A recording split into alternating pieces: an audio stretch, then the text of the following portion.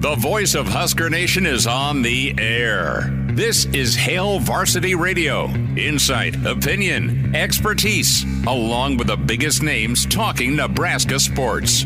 Join in with the show at 402-489-1240 or 1-800-825-5865. Now, here are your hosts, Chris Schmidt and Elijah Herbel. Welcome to it. Mondays here. It's Hail Varsity. We're powered by Cornhead Lager. Chris Schmidt, Elijah Herbel, and you will get the starting five shout-outs going. Hope you had a good weekend, and we'll roll our sleeves up, get ready to go camping as Nebraska gets underway for fall 2024 on Wednesday. We'll catch up with Coach Rule and many of the assistants and a handful of players tomorrow. Jam-packed for you today. Recruiting, recon. We'll hear from Tim Verghese, inside Nebraska rivals. How was the weekend for David Sanders? How was the weekend for Mr. Mosey? How was the weekend for a handful of 26 and 27 prospects? So we'll have Tim Verghese's insight from rivals in about 15 minutes. In hour two, it's a Blackshirt Monday. Charlie McBride with us, a Monday with Charlie, and we'll get Coach's take on what lies ahead for camp. Elijah and I will talk about the wants and needs of fall camp. What do you want to hear? What do you need to hear coming out of camp? We'll dive into that shortly. And then Jay Moore with us, Blackshirt Husker NFLer. Jay Moore, part of Big Red Wrap-Up. He'll be on the program around 5:25. Numbers to get in, 489-1240, 489-1240. Can dial up across the Hail Varsity Radio Network, 800-825-5865. Email Chris at hailvarsity.com, and can always like and subscribe. Watch the show on YouTube, Hail Varsity YouTube channel. Like and subscribe there. Hail Varsity Radio, Twitter at HVarsity Radio. Give that a follow. Elijah, you had softball. You had, golf. You had a busy weekend, dude. Baseball. You had baseball, too. You umped. Yeah. Oh, yeah. My Lord. You were just all about it as you were working on the weekend. Once we got done with the weekend edition Saturday morning, you were off to do a lot of things. I golfed horribly, went with Iowa Russ. Iowa Russ is such a good golfer. I am not. And it's funny because Iowa Russ, he'll tee off or hit his approach shot, and even if I find the green on a normal hole, i.e., you're hitting the green in regulation. It's a par 4. You're on putting for par. Russ is always closer to the pin. Mm-hmm. And he does this high-pitched Happy Gilmore, somebody's closer voice every hole. And I can't do anything except try and buy him more alcohol so he'll start seeing triple. So not an encouraging weekend on the course for you. I should have just went to the bar yesterday. I set a record for myself yesterday. I shot a 65 on the front nine. and listen, you're just kind of getting into it. I'm not a work good. In progress. No, it's about the good shots I make per hole, not about the score per hole. And I was making a lot of good shots per hole, well, except for hole 4 and 6. So 7 was rough. You were at it's Shout Out Monday. Well, it's a city course. Yeah, so it's city course. We love the city. Yeah, you were at Mahoney. I was at Mahoney. I was at the Highlands. Mm-hmm. Highlands, beautiful. But just, I need to get back into the weight room, and I need to get this damn boot off. The luck of having the boot has gone away. It's garbage. I'm playing worse golf now with the boot. It's one of those things where I wonder if it was just kind of a beginner's luck with the boot, where you didn't really know what you were doing in terms of weight transfer and whatnot, and your kind of sixth sense of golf took over and allowed you to be good. Now you're thinking about it too much. No, I just can't get comfortable anymore. It's like I long for a good shot. Oh, you ran out of pain pills, huh? No, I never had any pain pills. But she did threaten this weekend to break my other ankle again because of snoring. So there is that. But in exciting news here, I will say, softball last night, my team still undefeated in the postseason. How the hell are you the courtesy runner? I give effort. I'm a smart base runner. I understand the rules of baseball, which is a big one. I understand situational baseball. You spike people on the bag. No. We all wear shorts, so it's not like we're even sliding out there. The team we were playing last night, sliding all over the place, and we're like, okay, like we're not trying that hard. We're still gonna win, and we did. We won in extra innings. Final score 18-17. And we're on to the championship where it's double elimination in the postseason. We haven't lost yet, so whoever we play next weekend is going to have to beat us twice in order to take home the championship. We feel good about our odds. It was a great game last night, and that's what I'm most overjoyed with this weekend was the fact that my team is advanced. I'm really needing that Champions T-shirt. That Lincoln Rec League Champions T-shirt will be displayed proudly within my home should we get it done next week. Well done. Let's get the shout-outs going. The starting five, Mr. Erickson is in his first time in the starting five as numero uno. Mr. Erickson, good on you. Crazy Spider Adventures is in. NASCAR Eric, good to have you in at third. Larry in four. Arlo Jr., formerly Mr. Broderick, checks in at five. Black Hills Brennan in. Cliff from Florida is outrunning the cops from Green Bay. Mr. Snitley is here, part of the Boulder Peace Treaty. Patrick and Jimmy, Uncle Jimmy's in. Coach Brandon in, Brandon Kool-Aid. Jeff, good to have you back in, Jeff. Tiger Shark Diver is here, as well as Josh. Josh, good to have you. James also in, says Husker Power, baby.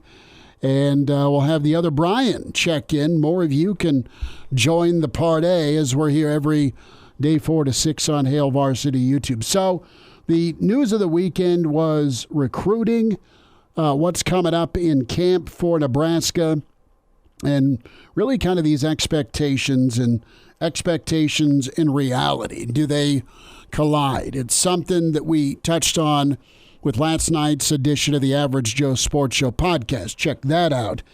But reality and expectations, Elijah, as a Nebraska fan growing up, and then once you got into this dark side of the moon, be it the media hat versus the let's go to the game Friday and throw some beers for a tailgate and watch and cheer, because you had that. We all had that, a lot of us in college before we jumped over into blabbing for a living, and this is awesome. We're very lucky to get to do what we do. That being said, a lot of us always accentuate the positive and think, well, hell, they're going to win 9 games this year. Oh, 10-2, it's Sugar Bowl time. They may not win the league. Oklahoma or Texas back in the day looking pretty tough, or even covering this team, looking at what they were doing in the Big 12 era, they should come in and they're going to be too fast. They're going to be too fast and too good for the Big Ten. And then reality slaps you in the face with the back of the hand and the palm, right? It's been a rough rodeo in the Big Ten. So as I look at Nebraska over the years, objectively looking at it, despite some of you thinking me wearing red glasses, I can see the positive if I see in a mirror, or I see an offensive line, or there's a player like Sue or a Levante. I can say, all right, they'll do X, Y, and Z. The realist in me says, all right, there's going to be a misstep once a season against somebody. Maybe you survive it, a team you're clearly more talented than. But for the most part, college football, you're gonna get too big for your britches, and you're gonna overlook somebody, and you're gonna get stung. And that's happened time and time again in the Big Ten. And then it's gone from, okay, you get stung, what could have been an 11-win season or a 10-win season turns into a 9-win season. That is now by the wayside, because you've been in 3 or 4 different transitions, and each hire's been worse than what you got rid of. For the most part. Now it's different. You've got a head coach that knows how to develop. You have a head coach that's all about motivation. You have a head coach that is all about transparency and honesty. And you have a head coach that's tough. And his team's going to be tough. He gets what tough football's all about. You do all that math, Elijah, and I think you have a team right now where they expect to be good. The coach expects them to be good. And I think the fans expect them to be good. We talk about reality and expectations. As we fast forward it to the wants and needs part, you want some good days, don't you, from the offense, despite how elite the defense is supposed to be? And that'll make you feel better as a Nebraska fan? Especially early in camp. Because it's always the story every single year with almost every single team in America. There's some notable exceptions whenever you have some of those basketball on grass type teams. But the standard for most fall camps is that whenever you show up that first day, that first week, the defense is going to be winning the day most days because it's a lot easier for those guys to play, I guess, with their hair on fire, read and react, see ball, hit ball, than it is offense, which is a lot more about timing and intricacies, making sure everything lines up. You have the right players in the right spots. You have the right guys in the right packages. There is a little bit more finesse work that needs to be done offensively early in camp. So I think from a wants point of view, given what we saw from the offense last year, if there's even a couple days, a scrimmage or two early in camp where it's, you know what, the offense held their own or the offense won the day, that is the ultimate number one thing at the top of my wish list for this Husker football fall camp in terms of things we could hear trickling out over the next coming weeks, is that the offense can win a couple days early in camp because that would show me they're ahead of schedule. I think it's expected that as you get to the tail end of camp, you want to start taking care of the guys, making sure they're ready to go. You're going to scale back some of that intensity. You're going to make sure your offense gets in a rhythm before the first game. I think you're expecting camp to be a little bit more even, and we even saw that last year with what was an atrocious offense. There was a scrimmage that the Husker offense won, and the reports coming out where the defense didn't really have much life. The offense was winning the day. They were doing what they wanted. They came out with life. That's a little bit expected in fall camp as you get closer and closer to that first game, that you know what? You want some days where your offense is going to be able to gain some confidence. But if early in camp, I'm talking the next week and a half to 2 weeks, if there's reports out there, hey, the offense won the day today, or hey, the offense looked really good. Dylan Raiola, he had a fantastic day out at camp today. Those are the kind of wants lists that would elevate the ceiling to me in terms of what this team can be. Because Matt Rule said it to us last week whenever we sat down with him in Indianapolis. They know how good their defense is going to be. They have a very, very good unit on that side of the ball. There's a lot of confidence within the team and especially within the coaching staff of what that defense is going to be this year based on what they saw last year. So if the offense can come in whenever you're kind of expecting them to be behind the eight ball and perform well early in camp, it's an ultimate sign to me that this offense has taken a giant leap forward during the offseason. It's what's expected from me right now is more of the same. The defense is probably going to win early in camp, especially with a freshman quarterback trying to get the feel of things. That's what's expected. So if the offense can rise above that and win some days early in camp, it means great, great things for this football team because, I mean, all spring, what's the theme of the video series, the theme of spring football? Chasing three. All you need is 3 points. So if the offense is coming out and winning days, that to me is greater than 3 points, and that means good things for the team. So it'll be interesting to see, too, and Negative Mike checks in on the recruiting front. He believes that Nebraska's third for David Sanders Jr. We'll get Tim Verghese's take on that when it comes to the expectations and if they match reality. Negative Mike also says if Nebraska actually has a good season, they could potentially flip a couple recruits before signing day. That's all part of it. But first things first is get it handled on the field. So you're showing recruits progress, but not only showing the recruits progress, but you're getting it done for this team of guys that have come back to not end their career negatively, go out the right way. They get Nebraska football off the mat, so to speak, from disappointing seasons, underachieving is the best way I'll put it, because I think over the past 10 years they've done more underachieving than have just been bad. They've not been that bad. They've not been as bad as our record. They've been horribly coached at times and horribly managed and horribly developed. All of that goes into sub-500 seasons.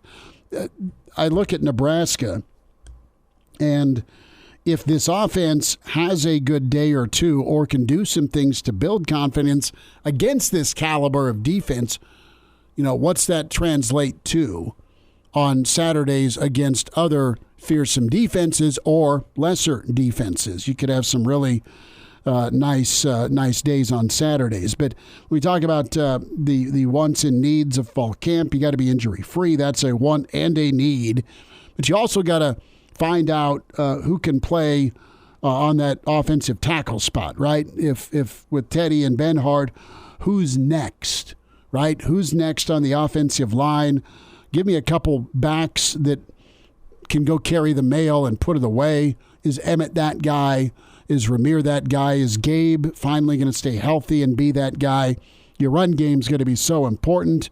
Get some dudes at linebacker that you're really high on, and continue to find out where you're at from an injury standpoint with a guy like Bly Hill. Judy, is he really that wild card? I don't doubt Coach Potroast when he talks about it.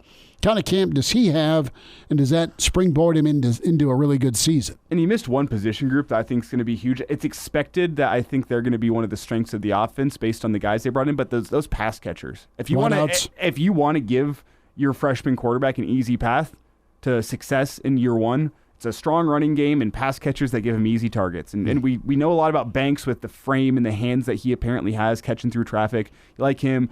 Question with Nayor, is he that same explosive athlete before the ACL injury?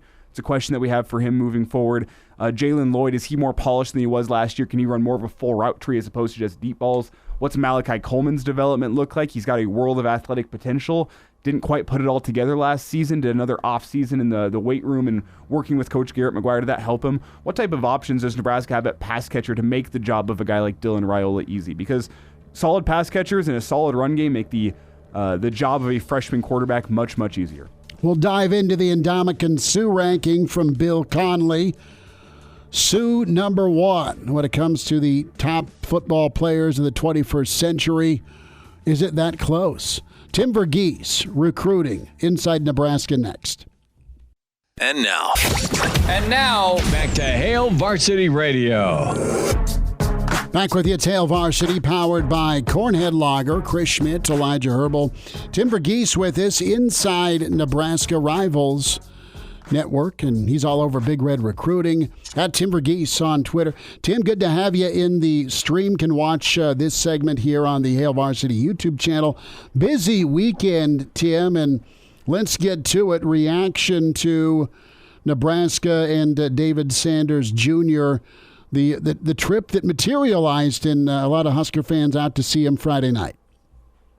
Yeah, very, very cool thing. Obviously, having the fans out there to see him. Can y'all hear me okay? I got a mic adjustment. No, you're money. You're good.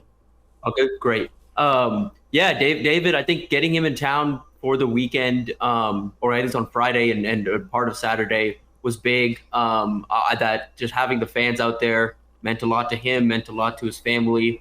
And I think, I've been kind of lower on Nebraska's chances here than most people. And I think coming out of this weekend, I'm going to give Nebraska like a real fighting chance here. I think it's coming down to them, Tennessee and Ohio State. I think those three at the top. I think Tennessee and Nebraska have created a bit of separation down this final stretch of this recruitment. And I think, again, from the NIL standpoint, like they're very competitive there. Like they're at least they're in the ballpark with some of these other programs. Like, again, I don't think this is going to become a bidding war necessarily, but I do think like this is one where you have to at least meet, have at least a certain amount of money to like just be at the table, and they have that money there. So that's pretty much taken care of. And then, at this point, it's just kind of continuing to chip away at that lead that Tennessee has, that Tennessee's gained just from being in this recruitment longer. And, even if that's not a thing that happens this month when he decides on August 17th, I think Nebraska's done a good enough job on these last two visits where with some positive results in the fall, I think you could get David to like take another look at Nebraska and be like, hey, down the line, if we want to flip you, I think they'd have a real shot now versus, a couple months ago where like I didn't even think it would get to this point. Tim, one of the things that I've kind of noticed over the past week or so with this recruitment is it really feels like David Sanders Jr. and his family, the family particularly, really like what Nebraska and Matt Rule have to offer. They like the relationship that Matt Rule has built up with that family. How much of a factor do you think that is here? I mean, obviously, you want to have the parents and the kid in lockstep anytime there's a decision to be made in terms of the next 4 to 5 years, what a future is going to be. How big do you think that is going to be in this recruitment in terms of the family's influence over David, his decision? The family's always been huge. Like from the jump, pretty much as soon as Nebraska got involved, I made some calls to some people that have been covering this recruitment for a couple years just to kind of get a feel for what's important here and what's happening. And everyone kind of reiterated that like they didn't see him really going far from home because the family wanted him somewhat close to home. What Nebraska's done, which is the same thing that Ohio State's done, is over the course of 2 visits, they've made the family feel very comfortable on campus. They've made the family feel like, hey, even if you are a couple hours away, like you're a flight away, you can't drive to come see your son, like your son's in safe hands here, and we'd make it work out where you could be on campus plenty to come see him play. Like, they've done a really good job of making the family feel just as much of a priority as David is. And that's tough. Like, no school's really been able to come through and pierce through this top group, but Nebraska has, and it's because of what they've done with the family. I want to ask you about the Mosey situation. Of course, Pops is here with Nebraska. Isaiah, the other high-level target, Tim, that Nebraska is trying to change his mind and get him, to flip from Oregon. Where do things stand with that right now? And, what's that dynamic like right now that, okay, Dad's not at Central Florida anymore. Dad's not in the high school ranks anymore. He's in Lincoln. Is it really that hard of math? Yeah. I mean, that's like, I think that's exactly, you put it right, and I think we can think back to post spring game when you would ask me the same thing about like TJ Lateef. It's kind of like we're in wait and see mode right now. But I think we're in that, like, I think this is somewhat imminent, just in terms of like, I think down the line we do eventually see a flip. I think if anybody, I'd just keep an eye on, obviously, on Oregon potentially wanting to keep him in the boat and upping his offer on the NIL standpoint. And I would also keep an eye on Missouri potentially just circling back and being like, hey, if you're looking around, like, why not just stay in the state? And obviously, Missouri would be competitive from the NIL standpoint. But right now, I do think this is going to end up going Nebraska's way. I think we're just kind of in wait and see mode on when an announcement, if an announcement is made, and when that happens. But for him, I think, yeah, like you said, I think the family, the math, just, it makes sense. There was a time where dad was in Orlando, son was scheduled to go play football in Eugene, Oregon, and then mom was still living in Missouri. Like, that was not a tenable long-term situation. Like, they wanted to be closer together. And so I think, kind of reading between the lines here, that this is in an effort to be a little closer together moving forward. Tim, in your opinion, what makes Isaiah Mosey special as a recruit? Whenever you have the laundry list of college offers that he has, there's clearly something special there. The 4-star kind of backs it up. What do you see that makes him special? I think you watch the tape and you see a guy that, despite the relatively average to slight frame, like, he's like 6'1", 170 to 180 pounds right now.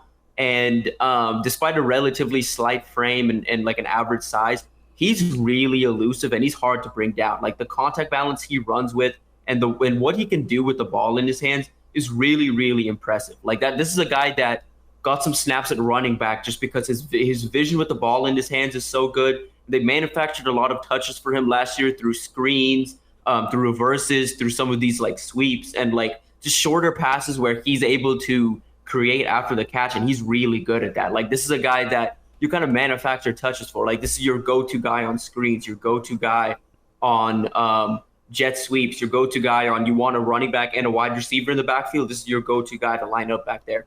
His lower body is really powerful. His core is really powerful. He kind of runs through arm tackles at an impressive rate for like for his size. Normally you see that out of like smaller, thicker running backs or like bigger backs, but you don't really see that out of slight wide receivers like him. He's just got really impressive contact balance, creates really well after the catch, like just an athletic playmaker. Like, I don't think he's coming into play a defined wide receiver role. I think he's coming into play like an offensive playmaker role.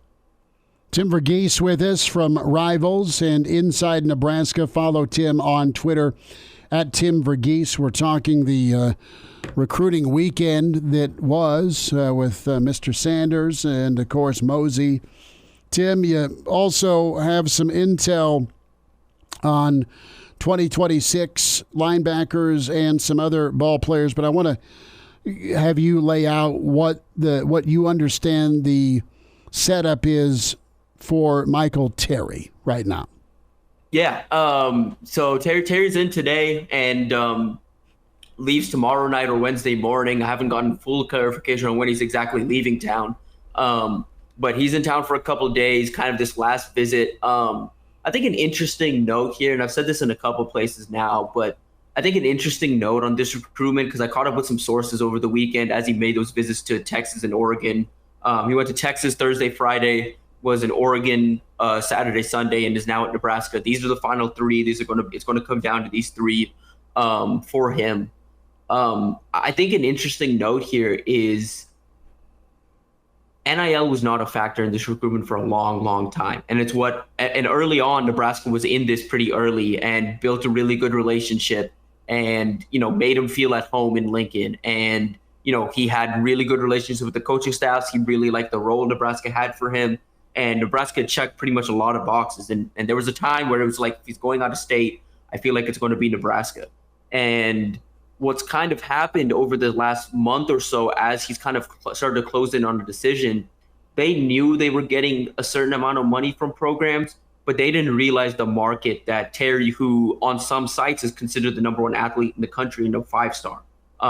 We have him right on the edge of that 5-star territory, kind of in that high 4-star range. And I think he's going to get a bump in our next rankings. But he's a guy that didn't realize the market he had. His family didn't realize the market he had. And so now they're going to schools and they're seeing the money that's being offered. And this is sort of turning into a bit of a bidding war situation where, a program came in 2 months ago and laid out an offer that they didn't expect on the table. So they took that offer and went to a couple other schools. And all those other schools were like, we're not even going to match, we're going to surpass that.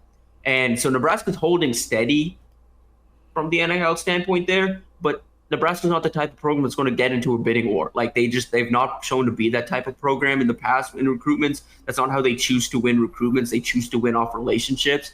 And so I think if this ultimately does solely become a bidding war at the end, I think Nebraska's going to end up losing. But what's benefiting Nebraska here is they have the best combination of everything so far. They have the role that he wants to play. They have the best relationships. They have a competitive NIL offer, and they've made him feel at home. And they're getting the last visit. Like, I think those combination of factors, if Nebraska's to win here, it's going to be based off of a combination of factors, not just NIL. My worry here, and what I'd be wary of down the stretch here, because I expect a decision soon, is what I'd be worried of is, unfortunately, this does kind of feel like it's turning into solely like a bidding war type situation.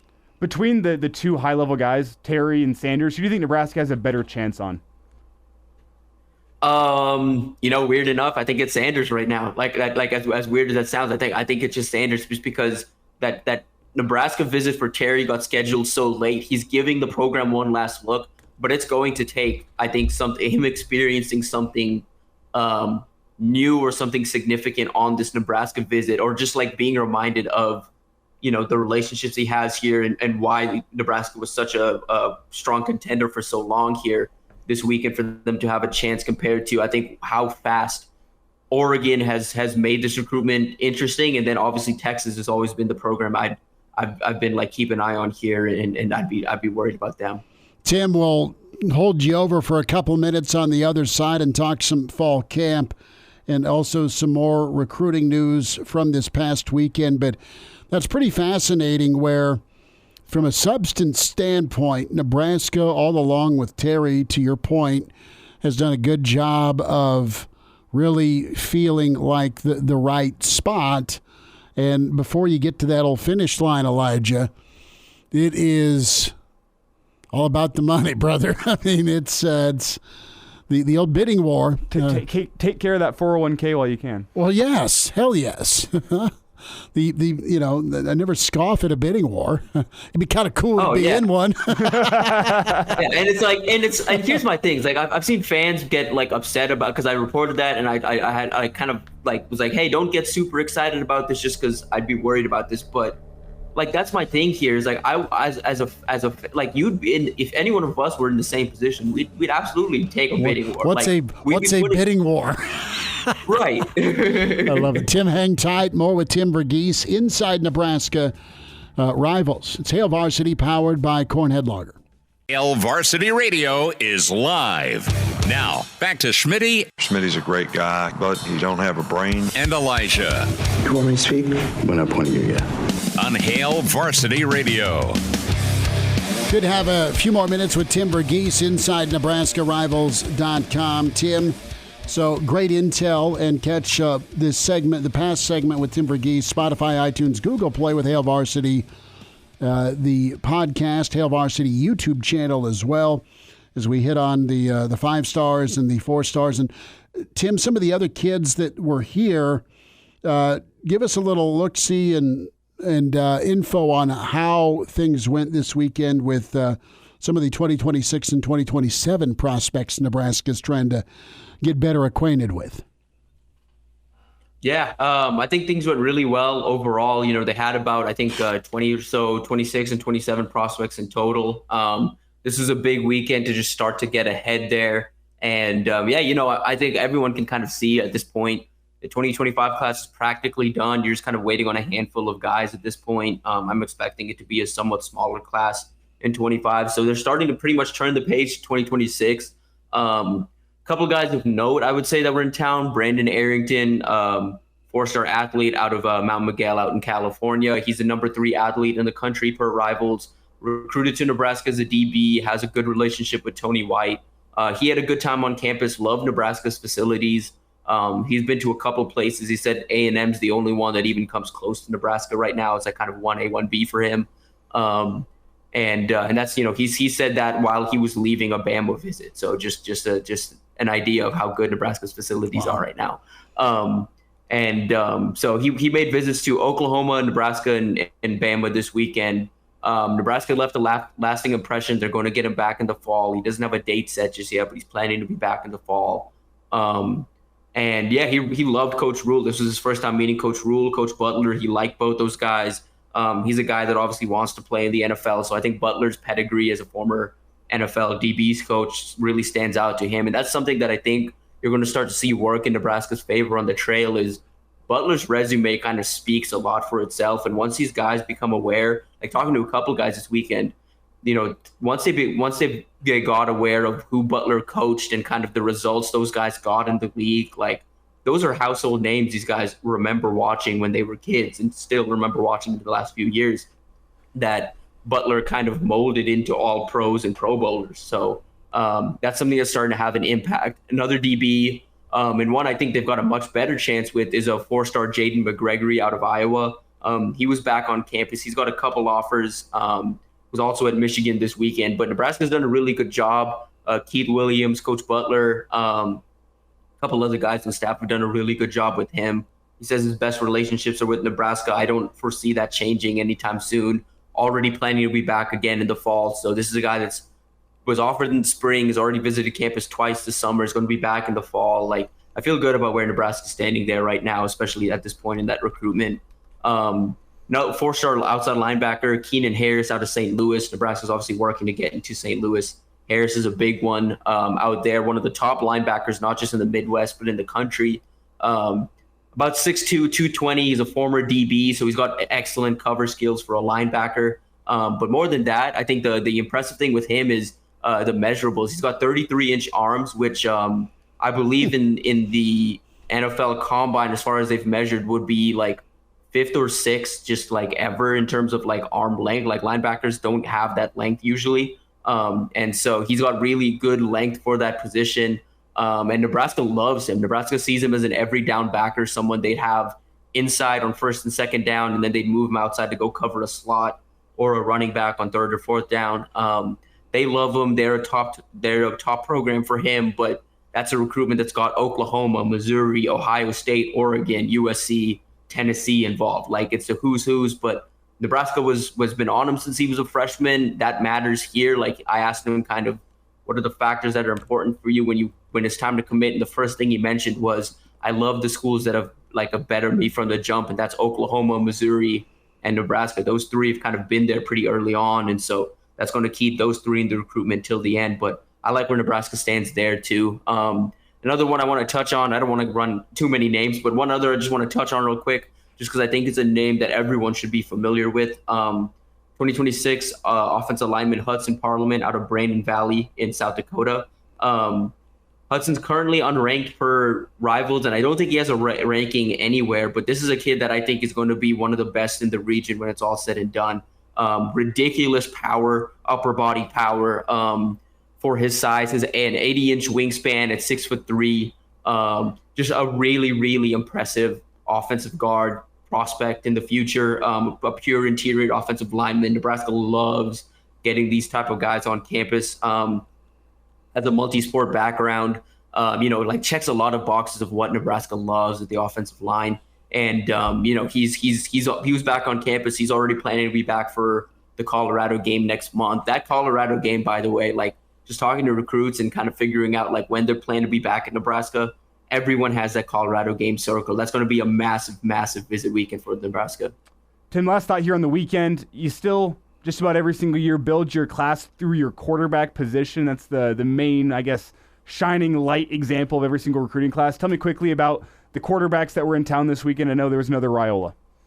Yep, Dayton Raiola was in town. Obviously everyone kind of knows the situation there. I think Nebraska right now obviously has that offer out, but I think they're kind of in wait and see mode just to see what happens this fall. They want to see him put some varsity tape up.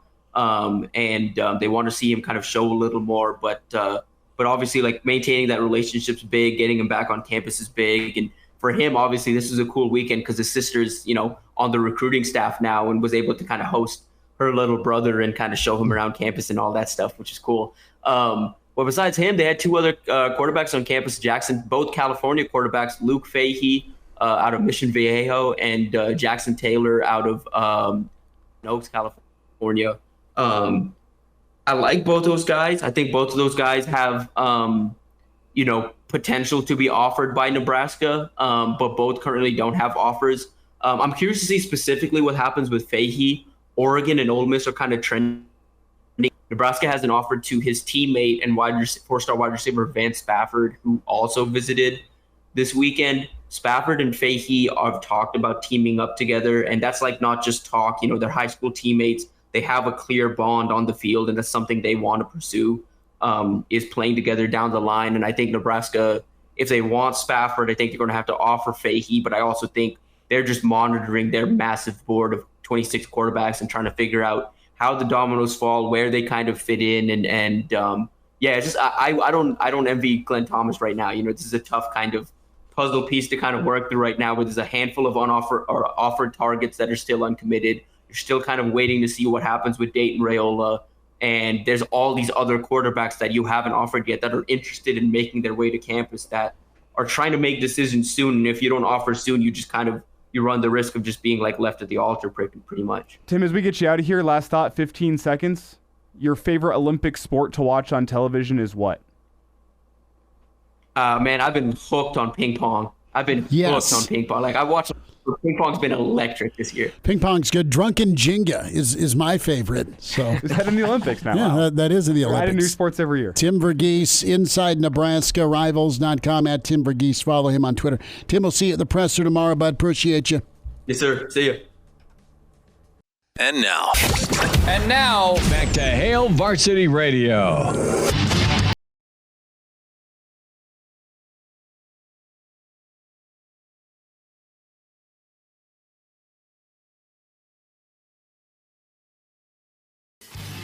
You want to play. The guy you don't want to play is Rule. Oh, yeah. That dude's nuts in a good way. He will take your lunch money and your pride on the ping pong table. I grew up with a ping pong table, and then it magically disappeared because somehow there were knuckle imprints in the side wall in the Schmidt Rumpus room. Just magically appeared? They weren't mine. They weren't mine. Do you know whose they were, though? I totally do. Uh-huh. Were you in the room when it happened? I was, because I beat him. Ping pong was never my game. Fun to watch. Do you see Anthony Edwards? Paging Uncle Mark. Anthony Edwards is currently front row at the ping pong championships, or in Paris. I'm not sure you call them the championships, whatever you want to call them. And he is cheering loudly for Team USA during ping pong, which I believe Team USA has still never medaled in ping pong. Well, they had some... table tennis. They had some obscene serve where some gal threw it up and then would hit it. I mean, it's like the motion that lulls you to sleep on the mound if you're a pitcher and you're trying to hit this goofy pitcher. From a wind-up standpoint, the serve is out of this outrageous. I forget what country it was. but had a chilled pint after golf yesterday and watched a little ping pong, which was pretty good. Good, awesome stuff. You want to get the lowdown on your recruiting weekend, Tim Verghese just had it for you. We'll talk with Coach McBride about fall camp as that gets underway on Wednesday, move-in day in the dorms tomorrow. So we'll spend some time with Jay Moore on that. So Bill Conley has his top 25 players of the 21st century, and Ndamukong Suh is one. Makes the case for Suh to win the Heisman. You're going to continue to champion that, even though 09's a long time ago. Suh is your poster child for Nebraska football here. The kids can remember. Even Junior remembers Suh. Well, he remembers Suh. I think I can do that math right. But coming in number 2 is Baker Mayfield. To me, like the most memorable player in the last 24 years, from the last 24 years, not named Suh. I really, the guy that did it for me was Lamar Jackson. I mean, I know he played on a couple of 9-3 teams and lost some shootouts to the Clemsons of the world, but he was insane, and he's taken it to the NFL. I thought Baker was good. He just never, and he got to the playoffs. But Baker's somewhat of an acquired taste. I think the one-man band was absolutely Cam Newton, because that Auburn team wasn't great. Cam was phenomenal. Vince Young had a just incredible sophomore and junior season. I think Joe Burrow was great. He's number 9 on this list. Reggie Bush was electrifying. He was a ton of fun to watch. And I know Aaron Donald was good at Pitt. And I know he was a 15th pick overall, but he wasn't Suh in college. What he did in the NFL is crazy. It's great to see Suh at number 1 here as we go through this list. Outside of like the top 5, this list kind of sucks. You think so? Colt Brennan's not on the list. Dude, Colt Brennan, come on. Really? You're being influenced too much by names, not production. Who'd he play? This is Christian Peter. I'm sorry, but the stories I have about Charlie are not appropriate for the public. The right case of the Mondays. It's Mr. Blackshirt, Charlie McBride, on Hail Varsity Radio. Back with you, Tower 2 at Hail Varsity. We're powered by Cornhead Lager. Chris Schmidt, Elijah Herbel can watch the show as we stream on YouTube, Hail Varsity YouTube. Like and subscribe. Find us on Twitter at HVarsity Radio. Both ways to get caught up on the show, live or the Rewind feature. And Spotify, iTunes, Google Play for the podcast are one of our favorite segments. We welcome in Mr. Blackshirt, Charlie McBride, a Monday with Charlie. Coach, how was the weekend? It's about 3,000 degrees here. It's almost camp time, bud. Well, I was out today and played the first time I played golf in 3 years because I had that shoulder operation. But I was just absolutely horrible. That's what golf does to us, brother. But I tell you what, I hit a lot of grounders. But the thing that was good, my kids said, my grandson kept saying to me, "Grandpa, it's right down the middle." Yeah, so. That's good. So it was, but I got, I think, what did you say, 56 or something, I don't know. It was really bad. That's the worst I've ever shot that I can even remember. But it was fun. Well, there you go. You know what's funny? 56 or whatever it is would be my best 9-hole score ever. Sure. Elijah's just getting into it. We lose about 3 golf balls a hole when I take Junior because he's learning. And I was absolute garbage yesterday. I lost another $1,000 to Iowa Russ. Here's what you do. I go out and walk at night, and I find a lot of golf balls, and they got somebody else's name on them. So I use those. Look at you. Oh, wow, somebody left this for me. Love it. It's pretty good. Coach, I like to say, speaking of found golf balls, if anyone out there plays a ball that says the Sultan of Shaft on the side, I now have your golf ball. So sorry, you lost it. I found it. Finders keepers. Wow. So if anyone out there listening, if that's your golf ball, I appreciate it. I shot great with it yesterday. Yeah, look at Elijah finding finders keepers. Coach, let's dive into some spring football.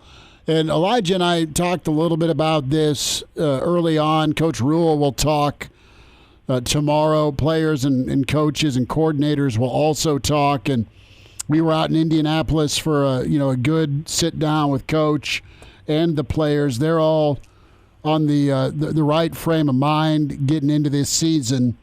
I wanted to get your thought. What are you wanting to see or hear? What are you needing to see or hear about this football team in fall camp as they get ready for the year? Well, in all reality, what I really like to hear is absolutely nothing. Okay. I mean, a lot of talk and no. The thing is anytime you make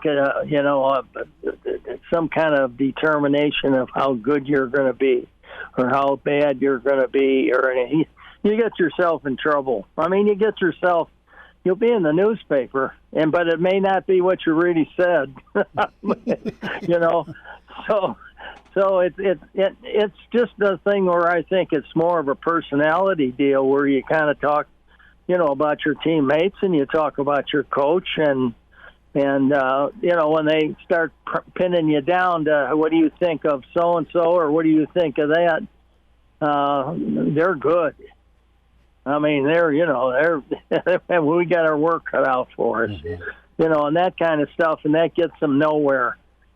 And, but it gives you a good picture of, that you're going to not say anything you have to take back. So no bulletin board material. I don't know if Nebraska will put any bulletin board material, Coach McBride, up from Paul Feinbaum about Nebraska staying in their lane. One of the ESPN talking heads lashing out at Rule, and all Rule was talking about was how good the conference is going to be from a playoff standpoint. Did you ever let national prognosticators get under your skin? No, they're just like you or me, and I mean they may study a team a little more than probably we do, but that doesn't mean anything, because once you get an injury or once you get a hamstring pull or something that can change a lot of the things, and so it's when you get, I think it's more fun, I hate to say that word fun, but to hear what people have to say. I think it's interesting to read about it, but I never take it to heart. Maybe I did it sometimes, take it to heart because I could see the guy doesn't like us, and you'll get those guys, and you'll get somebody that I don't care how good Nebraska is, I don't like them, or I love them, and they're going to be in the top 5 teams, or they're going to be in the top this or that, and everybody will have an opinion, and I think that's good. I mean, in some ways, and I think it's interesting, but I hope the players don't take it to heart. They know where they are at, and they know what they can do, and so they don't want to have somebody try to change their minds. Well, Coach, how do you keep the focus on the field through fall camp? Because more than just talking heads out there and the media folks like Schmidt and myself, I mean, there's a lot of pressures that come on these kids during fall camp where classes starting up. A lot of these guys, once they move out of the dorms, might be moving into a new living arrangement. There's a lot of stuff going on during the month of August outside of just football. I know football takes up plenty of time. How do you keep the focus on football through the month of August? They're going to get, as long as they know that the words they're going to get is, how's the team going to be this year? Then then they have to sit down and decide what they're going to say. But that's the one thing. I bet that's probably 80% of the first question everybody asks. Us as coaches, and I'm sure that's the same thing with players. And so it's something that you have to be prepared for if you're going to even answer it in less than, in more than one word. Good, or bad, or we'll see, or whatever it is. There's a lot to be determined, and there's a lot to be determined in their mind too. I mean, it's not only at Nebraska; it's everywhere. There's a lot of teams that that do a lot of talking, but don't say anything. And it's kind of, in other words, they've been taught that to keep their talk, but keep your mouth shut. You know what I'm kind of saying there, and so it's a hard thing. And even when the head coach or a position coach talks, a lot of times they can make it different than what he really said, and sometimes that's what really hurts. I think is when you get when you get ready to play and all that stuff, that this stuff doesn't really get to you, and sometimes it's kind of like a guy that lies and believes that the lie is true. I mean.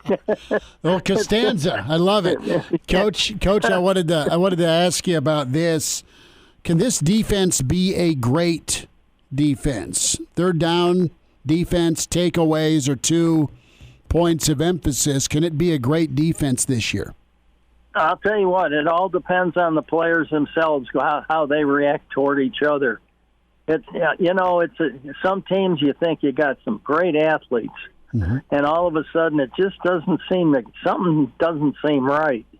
And then some years you have guys that are just, down journeyman players that just play their hearts out and play hard, and they really care for each other, and they really do things together, and they do there's a lot of, intangibles about whether they're going to be good or bad. And I think it all starts, at the beginning, and I think what happens off the field. I mean off the field by the sideline. I'm not going as far as to say, off the field.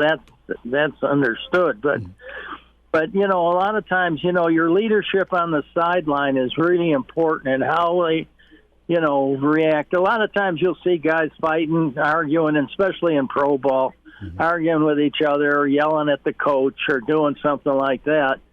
And those things don't help your team. And because there's a lot of guys that understand that there's going to be mistakes made, and and you stick with each other, and the next play is going to be the big play that you make. And a lot of those things, a lot of things that maybe were negatives, end up being positives because of the negatives. And so, I think a lot of it has to do with the leadership. And I always found that when a good team has leaders at all positions, or at least a leader in their group, and it makes a big difference that there's no, you don't put what they used to call negative rocks in their bucket. Sure. And stuff like that. And I think that's, you don't ever want to bring somebody down. A kid gets beat deep. What? I remember the letters I used to get. Somebody got beat deep, and that's fire the coach. I mean, you're turning the thing on Sunday. I'll show you a bunch of guys that get beat deep. But, and sometimes you'll see teams that make more mistakes than we make. And they're professionals. So there are things that happen, but I think the big thing is right now is I feel good about the persona of the team, how they've handled all of them, coaches and players. The fact that they're working hard to prove themselves, that to break away from what's happened in the past. Okay. And I think that's important. That's a goal. And the other thing is to pay attention to your goals. Don't just laugh them off. If you have 135 or 150 yards total offense, that That's important. If they get 140, that's not good. And you're 130. That's 10 yards too many. But we had players that really, really looked at this stuff and really paid attention to it and brought it up to the team. About not having the turnovers that we said we were going to try to get or have, or in this game, or there's all kinds of things that coaches will get with players and say, write down your 5 or 10 goals for the year and things like that, and you put them all together, and you're going to find out a lot about your team just doing that, because if you get coaches that sit in a room and put all that stuff together, and it's the same thing with voting for a captain. Put down the 2 guys or the 4 guys or the 1 guy that you feel should be our captain. You're probably going to get 10 names. I don't know if you get that many, but I don't know the team well enough to know that. But if you got a lot of good leaders, you're going to get 10 names. And that's good. I mean, that's not bad. And so, but you'll always find 1 guy or 2 or 3 or 4 guys that are going to show up all around, and whether it be both sides of the ball, will guys on defense will see guys on offense they think are good leaders, and I think that's really important. It's Coach Charlie McBride. They care about each other. It's Coach Charlie McBride with us here on Hail Varsity Radio. And Coach, as we wind things down here and get you out, I want to get your broad thoughts on how you define a successful fall camp. Just broadly speaking here, what makes a certain fall camp successful? The kids are having fun and they're playing hard. There's some guys hugging each other's necks and they're doing stuff in scrimmages but they're playing hard, and they, and almost sometimes to assistant coach it gets a little scary. I mean, they start reading. I mean, you talk about playing hard. You're all of a sudden you're trying to slow them down and say, "No, let's take care of each other." Let's. And before you're telling them, we got to do this and we got to do that, and we're going to be good. And then all of a sudden, you lied. You know what I'm saying? And sure. So, but those are the things I think of the kids that you feel good and you can see they're having a good time. I mean, it's hard work. It's stinking weather. The weather is hot. I remember going out, it was 107 about 4 or 5 days in a row, and our guys were getting intravenous feedings, from water. They were laying on bed, in the training room and laying around with needles in them, and but they played hard. I mean, that's something that when you talk to them about it, it's not something that they will say, in my life, that's the worst thing that ever happened to me. In some cases, that's a badge of courage, and in some ways, and it's each kid is different. They're as different as their face, and you have to know what button to push on each kid, and that's why assistant coaches, it's so important. That they get their kids to play the way, to play right, and keep an eye on that kind of thing. But I think having fun, I just can't, everybody says, oh, yeah, he's having fun. Well, there is fun when you're playing well. Sure. Coach, we'll check in with you on Monday and see how this first week of camp went. Thanks again for a few minutes today. It'll be fun. I love it. Take care. It'll be fun. Have a good week, guys. You too, Coach. Talk to you next week. Bye now. All-State, 2-year starter, and rush in for the Big Red and NFL vet. Is Dudeness or Duder or, El Duderino if you're not into the whole brevity thing. It's Blackshirt Jay Moore with Hail Varsity Radio. Back into it, Blackshirt Hour commences. Hail Varsity Radio, powered by Cornhead Lager. Chris Schmidt, Elijah Herbel Blackshirt Husker NFLer Jay Moore with us at JMoore44, part of Big Red Wrap-Up. Jay Bird, do you guys have some preseason camp for Big Red Wrap-Up going since camp gets going this week? Nothing has been firmly established yet on that front, but I know I'm excited to get into the studio because it's a brand new, revamped studio. So I know they put a bunch of money into it, so I'm excited to see it. I haven't been in there yet. I think they had something for us to hop in there about a month ago, but I couldn't get in there. But excited to see it and see what it looks like. But camp starts up here, and next thing you know, we're talking about UTEP. Does this new studio have an open bar for the talent, Jay? That would be nice. Yeah, that'd be great. I wouldn't be opposed to that whatsoever. I don't know how that works when it's technically, the studio's on East Campus, so I don't know how that works, but I would love it'd be great if they found some loophole to make that work. Well, if it's on East Campus, we know that there's lots of Busch Light and Bud Heavy. So. Yes. I'm all about the Bud Heavy. Sign me up. Yeah, get it done. Jay Moore's with us. Jay, it's that fun time of year. Any memories of moving into the dorm? Well, so moving into the dorms was just when I was a freshman. That's about the only time we were in the dorms. But when we were in camp, we were able to stay at our own place, an apartment or townhome, whatever you had. So Coach Rule, I know, implemented that last year as his first year. It's rather new. We didn't really ever stay in the dorm. Even I think that was even with Solich and Callahan, but even with Pelini and Riley and Frost, guys stayed.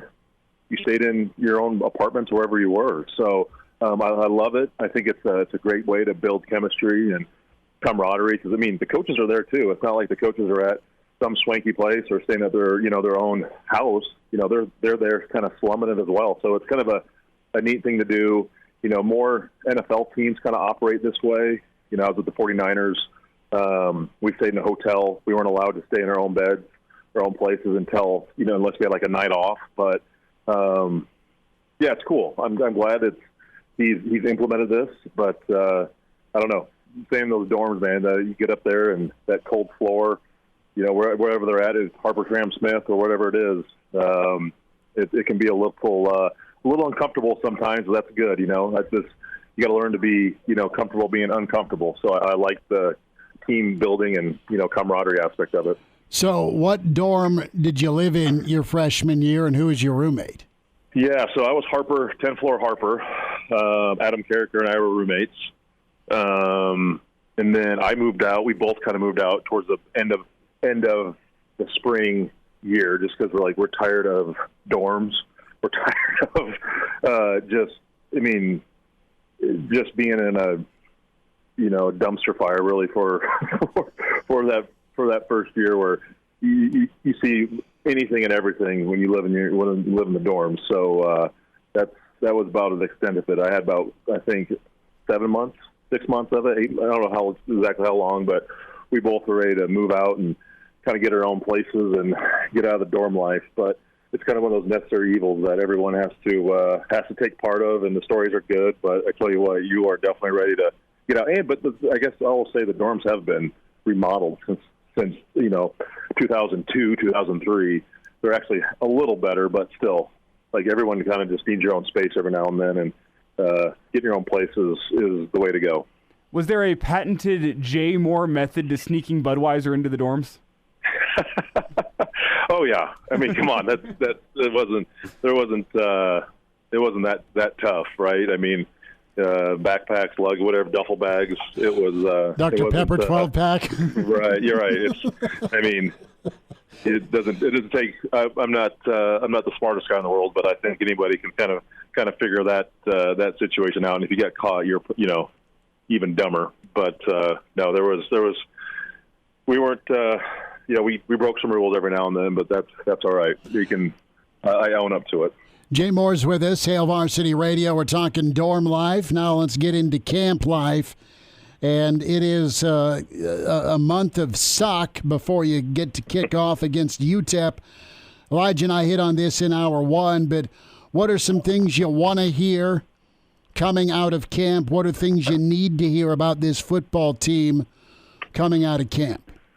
Yeah, nothing earth-shattering, I don't think. I think things are moving the right way, but first and foremost is, the football's being taken care of in practice. And it's right. It's tricky because it's kind of twofold, because you want the defense taking it away, but obviously when the offense turns it over 31 times in a season, they obviously need to take better care of it. And so hopefully that's one thing, is quarterbacks are, Rayola, Harburg, they're taking care of the football, protecting it, being efficient with the football. And again, that's, like I said, but also on the flip side, you want the defense, to be taken away, causing fumbles, causing interceptions, getting a lot of hands on football. So I know it's kind of a two-way street on that front. The other thing is everyone stays healthy. Last thing you want is guys getting dinged up during training camp. I mean, I head into our senior year in camp, we lost Zach Bowman, who obviously was a really good player, but you just don't want to lose any key players heading into camp. So everyone's staying healthy and just getting better. I think Rule always has a great message and a way of saying things and sending, hidden messages to his team and to everyone else when he talks to the media. So, but really, everyone stay healthy. Offense take care of the football. They're getting better, and being physical. I want them to be physical in practice. That's the other thing, too. You don't want to get guys hurt, but you also got to practice physical, practice the right way. So you got to get ready to play. So really, those three things are kind of what I'm hoping to hear, what camp starts in a couple days. Jay, what is the healthy balance, and how is it struck? Is it on players? Is it on coaches? That balance between practicing physically, giving it your all, treating practice like a game, so you give the guy across from you the best look and you give the coaches the best look, while also taking care of the guys across from you, making sure you get out of camp relatively unscathed. And I think it's probably impossible to get out of camp 100% healthy. That's just the reality of football. But who does the onus fall upon, I guess, to strike that healthy balance? Is it the coaching staff? Is it the players? A combination of both? How do you think that gets handled? Yeah, it's both. I think the coaches have to find a happy balance between practicing physical and knowing when to push players and knowing when to back off. So that's one thing. But also players have to. There's a skill and understanding and maturity to practicing the right way. Good teams, good players aren't on the ground a lot, so you're not. As a defensive lineman, you're not rolling up on tight ends' ankles or knees or offensive linemen's knees and stuff like that. It's going to happen just naturally, but you got to learn to stay off the ground. You got to learn to stay off the quarterback. You cannot touch the quarterback in practice. If it's live, usually the quarterbacks are live, but it's live. You got to know how to play physical, but you still got to know when to take care of your teammates too. No one needs an extra hit or a blindside block or a blindside hit, whatever it is. So you got to find that happy medium and balance. But you have to, to get better as an offensive lineman, defensive lineman, you got to practice physical. You got to do 9-on-7. You got to do one-on-one pass rush. You have to do one-on-one O-line, D-line, offensive, run game reads, and so it's everything, right? But I think they know exactly when they need to push, when they don't, and with an older team and with older guys, the nice thing is you're gonna have some guys that know how to practice, so you can get out there and get your work in a matter of 30, 40, 50 reps of good on good, or a scrimmage of 60 plays, and maybe you have to push them to to double that in the scrimmage to get ready for the season. And I'm guessing they will, but like I said, it's definitely a fine line. But coaches got to know when to push them, but the players you got to know how to practice well and practice mature and proper, and you just can't tempers will flare, but it has to be done in the right way, and you got first and foremost you got to take care of each other on the field. It's Jay Moore with us here, and Jay, you talk about tempers flaring. Is there a right amount of fights to have during fall camp? Well, yeah, there's gonna be a few. It always happens, man. It just especially when early on in camp doesn't happen too much, but you get into week 2, especially into week 3, you get tired of going against the same players, doing the same stuff. It's Groundhog Day. So it happens. So I'm guessing, all the fights, it used to be, it'd be multiple a day. Sometimes you get into that in that time of camp. So, but again, that comes with, that just happens. You guys are competing. Guys are trying to be physical. Guys are trying to win jobs. Guys are trying to get better.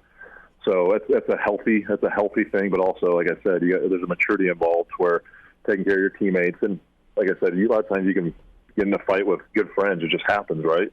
It's football. But yeah, there's going to be some. No matter what you do, there's always going to be something happening, and someone get hit the wrong way. Someone say something, but it's kind of it's a healthy thing that goes on as well. Who is the Mad Hatter? Who lost it?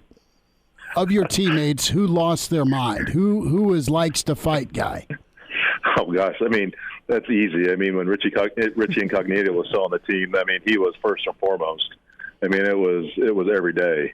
I mean we first year with Coach Callahan, Coach Callahan actually canceled practice because Richie would get in so many fights, and he's like, we can't practice because you are out of control. So obviously then Richie was unfortunately kicked off the team just, maybe a few weeks later after fighting one of his own teammates. So, but he was one. It's usually, majority of the time, it's always an O lineman and D lineman just because you're going against each other so much.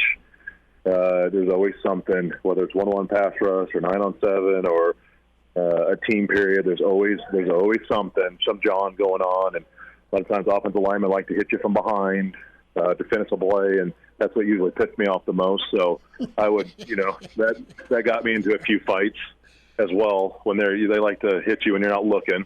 So Richie was one. Chris Patrick liked to stir some stuff up. The offensive tackle, Sloss liked to stir some stuff up, and it's just it's just O-line, D-line. DBs and wide receivers, they talk a lot, but they're kind of like those little yippy dogs. They kind of bark at each other, but not much is done. But most of the fighting is done between O-line and D-line, usually 9 times out of 10 in practice. More with Jay Moore and the Camp Confidential when it comes to throwing blows between brothers. Jay Moore continues on. Thoughts on 2024. A reminder to get buckled up. Use your seatbelt. It saves lives. Only if properly worn. Make it click. A message from the NDOT Highway Safety Office. More with Blackshirt Jay on the way. And now, back to Hail Varsity Radio. Jay Moore's with us, Blackshirt Husker NFLer at JMoore44, co-host Big Red Wrap-Up. So, record-wise, did Incognito win most of his fights? Well, yeah, he did it. He had a good amount. Just, he got his ass kicked too plenty of times, but he got after guys as well. It's just a lot of times helmets came off, and that's when you really got to step in there and stop it because you don't need anyone's face getting hammered with the helmet getting ripped off. So, yeah, I mean, I'm sure I don't vastly remember the exact record, but yeah, there was plenty of instances. I mean, the amount of times he'd get into it with like Ryan Bingham, and oh geez, I mean, it was every day almost, especially in 1-on-1. And Ryan was no punk. I mean, obviously Ryan was an NFL player, but Ryan was an undefeated high school state wrestler in Utah. So Ryan usually got 9 times out of 10, Ryan's going to win that battle. So Richie run his fair share, but a lot of times, depending on who he was going with, and Richie didn't care really. He did not care who it was. He got him going. It was full bore. So, those are the days, man. A lot of action, a lot of fights, especially when we still had the old North Stadium before the remodels going down. You still had that pit down there, down in the northwest and north side of the stadium. There was a lot of fights went down in that area in those early years. Jay, want to talk a little bit about just the outlook for Nebraska on the recruiting front. Big past weekend with David Sanders coming to Lincoln for a look-see. You also have Isaiah Mosey, the wideout, his dad now on staff, Michael Terry in town today. What do you think of Rule's ramp up on the recruiting front, and then just the week of PR that Rule had with Big Ten Media Days and kind of the national spotlight? I think it's fine. I think it's been good. Everything he says is he knows what to say. His message, and I know Feinbaum didn't like it, but that's Feinbaum. He's the SEC homer, so he can respond how he wants to respond, and I could care less about what he thinks. But anyway, no, recruiting side it's always been, the last, even going back to last summer, they get a lot of momentum heading into camp. And even with guys who they got their foot in the door, but you're battling with Tennessee and Georgia and Alabama and Oklahoma and USC and Notre Dame and all these other schools, and obviously they've had a lot more success and recency bias on that than us. But like I said, the right message is being put in front. The relationships are being developed. Obviously, from the collective side of things, I think the 1890 is doing their part and coming up with ways to compete with all these other big-time schools and SEC money. So that's a thing that you can't look past as well. But it's just a good kind of momentum, right? I think the message and just the effort with the staff, and even though there's been some unfortunate turnover, it's been gaining steam. And I think if this program and this staff finally starts getting wins, like we kind of expect this year, I think it's going to even create more momentum and more attention and more kids coming in for unofficial visits during home games. And it's just a nice thing, right? I mean, that's the only thing that's kind of missing to me is the wins. And hopefully that's going to come this year. But everything else up to this point, other than the wins, has been going in the right way, which is fun. And I know we're the off-season champions for the last, 15 years, but there's still something to that, and the effort's been there, and the message has been clear. And like I said, I think the wins are going to start coming this year, then this thing can hopefully really take off. Jay, how much of an impact do you think a five-star offensive lineman like David Sanders Jr. would have immediately? You're a guy who's been in the trenches. You understand how hard that is. Development's obviously needed along the lines of scrimmage, but I don't think you'd bring in a guy like that expecting him to sit for a couple of years. That's a guy you'd want to get pretty early production out of. How tough would that jump be for a guy who's as athletically gifted as he is and pretty college-ready from a body point of view? Yeah, I'm not 100% sure. I haven't seen him in person. I haven't seen a whole lot of film. I don't know the level of that he's going against, but you'd want him to play early. I don't think you'd want to force him into it if he's not ready, because that's a hard play. Playing offensive tackle in the Big Ten, that's tough. You got to be not only physically but mentally ready as well. Young kids can get their confidence shaken rather early. So where he's at from the mental standpoint, can he take, going from a, big kind of fish, small pond situation, all of a sudden you're kind of a smaller fish in a huge ocean when you get to college, right? So just kind of dealing with the mental side of things. But if they land him, man, that's huge. Like I said, with the momentum and the message that's getting portrayed to the kids. But you'd want him to, it's like anymore, you got to look at college football kind of as NFL. And if you're getting an offensive tackle and you're drafting him in the top 5 and you're paying him a lot of money, you got to play him. So it's kind of an interesting concept, but you're dealing with 17, 18, 19-year-old kids and not 22, 23-year-old men at this point. So it's a fine line, again, just to how to handle it and do it the right way, because you have to have out for his best interest. But there's also now in college football business aspect to it that you got to look into and have a clear understanding of how you want these kids to, if they're paying this money, you kind of need them to play too as well. So it's getting a little trickier on that front as well. Jay, we'll say goodbye. Bill Conley, college football writer with ESPN, put together his top 25 players of the 21st century. A lot of great players. Ndamukong Suh, number one. Number one on the list, in front of Baker, in front of Cam, in front of Vince, in front of Ed Reed, in front of Tebow, Fitzgerald, Burrow. And Suh's numbers you can't scoff at all. What do you think of him ending up number one? Top 5 for sure, number one, though. Do you like it? I mean, I can't argue against it. One of the few defensive players that probably should have won the Heisman that year did everything the right way. Obviously, Nebraska, if they beat Texas in the Big 12 championship and play for a national title, maybe things are a little different. But no, I mean, the 25 years has been. You just named so many people. Obviously, Reggie Bush and Larry Fitzgerald, and so many great players. But obviously, very, very biased. So yes, I agree with him being the number one guy. Like I said, he wasn't on the best teams. Obviously, Bush, 05, one of the best college football teams we've ever seen.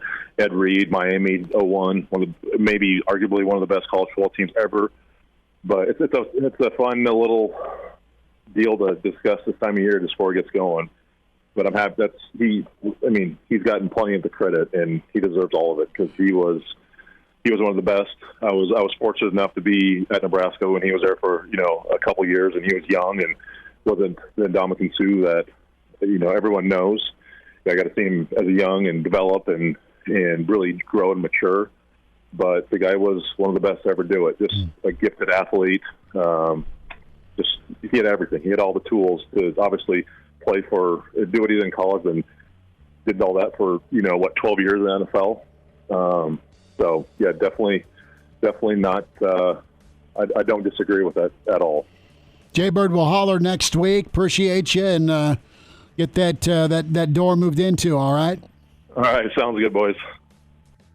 And now, back to Hail Varsity Radio.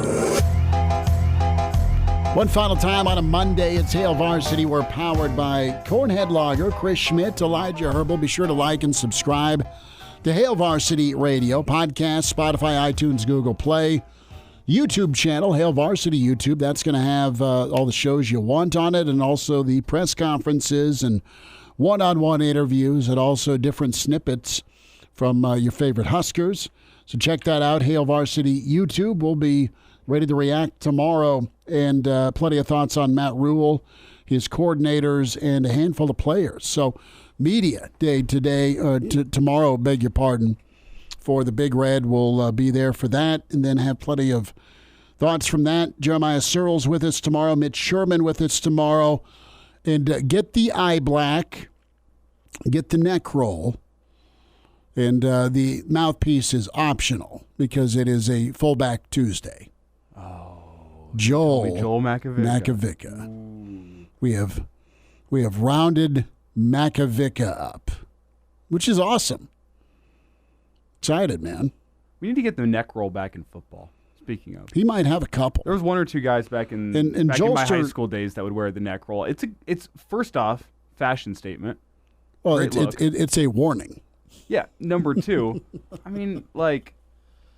it allows you to hit harder. I'm not sure if that's backed up by science, but based on everything I've seen, everyone who wears a neck roll hits a lot harder. The film doesn't lie. No. Are you watching anything tonight, Olympics related?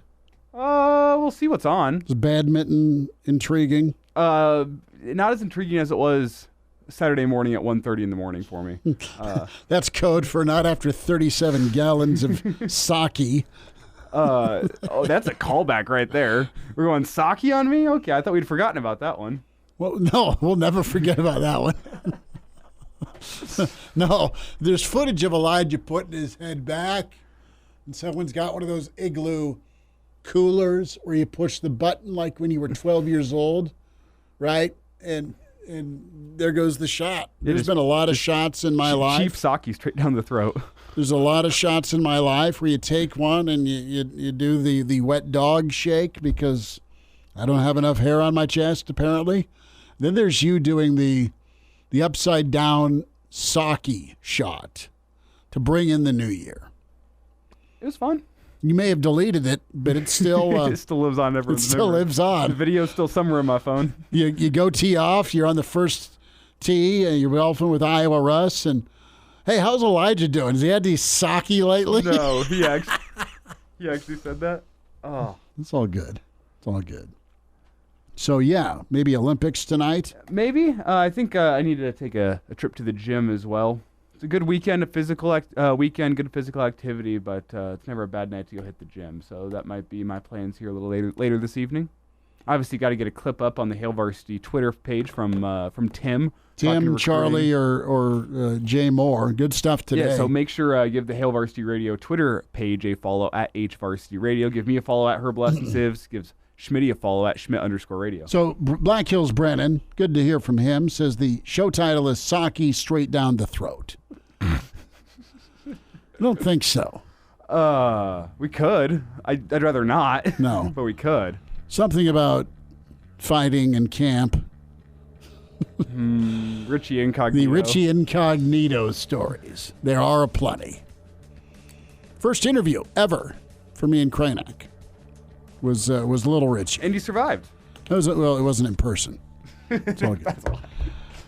Back tomorrow at 4 with Hail Varsity, powered by Cornhead Lager. Thanks for tuning in.